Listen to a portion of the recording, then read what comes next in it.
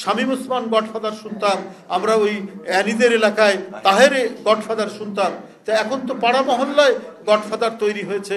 জনগণের যে প্রত্যাশা, সেই প্রত্যাশা তো ওইভাবে পূরণ হয়নি। হ্যাঁ, আমরা হয়তো একটু নিঃশ্বাস নিতে পারছি, আমরা হয়তো কিছুটা নির্ভয়ে কাটাচ্ছি রাষ্ট্রের পক্ষ থেকে, হয়তো পুলিশ আমাদেরকে ধরবে না, কিন্তু রাস্তাঘাটে পাড়ায় মহল্লায় সন্ত্রাসীদের যে উৎপাত, আপনার এই বনশ্রীতে একজন স্বর্ণ ব্যবসায়ীকে গুলি করা হয়েছে, করে টাকা লুট করে নিয়ে যাওয়া হয়েছে, সোনা লুট করে নিয়ে যাওয়া হয়েছে, এটাও তো মানুষ প্রত্যাশা করেনি।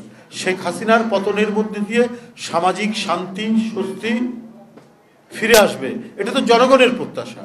একটি রাজনৈতিক দল শুধু স্বস্তিতে থাকবে বা কিছু মানুষ স্বস্তিতে থাকবে যারা সরকারের সাথে সংশ্লিষ্ট, তারা তো নয়।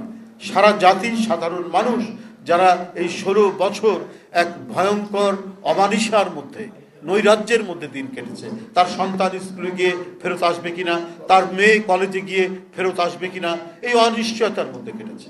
কিন্তু এখনো যদি বাস ডাকাতি করে সেখানে নারী ধর্ষণ হয় এবং সেই নারী ধর্ষণের 3 দিন পর পুলিশ মামলা নেয় এবং মামলা নেওয়ার পরে পুলিশ বলে না, এটা ঠিক ধর্ষণ নয়, শ্লীলতাহানি, এটা তো একটু নারীর প্রতি, একজন মহিলার প্রতি ব্যঙ্গ করা, বিদ্রুপ করা, সরাসরি অপমান করা, এটা তো আমরা প্রত্যাশা করি না।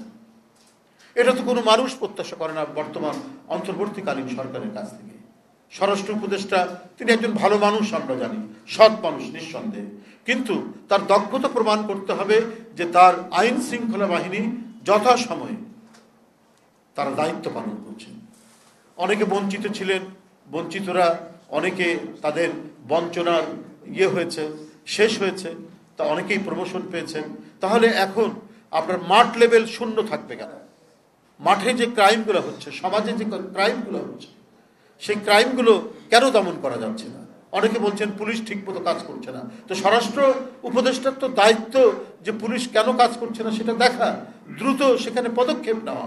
আজকে বিভিন্ন পাড়া মহল্লা মনে হচ্ছে অরক্ষিত, মনে হচ্ছে বিভিন্ন গডফাদার, আমরা শামীম ওসমান গডফাদার শুনতাম, আমরা ওই অ্যানিদের এলাকায় তাহেরে গডফাদার শুনতাম, তা এখন তো পাড়া মহল্লায় গডফাদার তৈরি হয়েছে, যারা মানে দেশের যারা শান্তিতে সুখে ভদ্রলোক সুশীল মানুষ যারা বসবাস করবে তারা আতঙ্কিত হয়ে পড়ছে।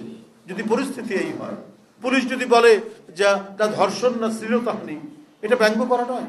মামলা যদি 3 দিন পরে না হয়, চোখের সামনে এই কারণ বাজারের পাশ দিয়ে আসতে গেলেই দেখি একবারই কোনো সিএনজি থেকে চট করে আপনার সোনার চেন কোনো মহিলার কাছ থেকে ছিনিয়ে নিয়ে দৌড়ে চলে যাচ্ছে একদিকে।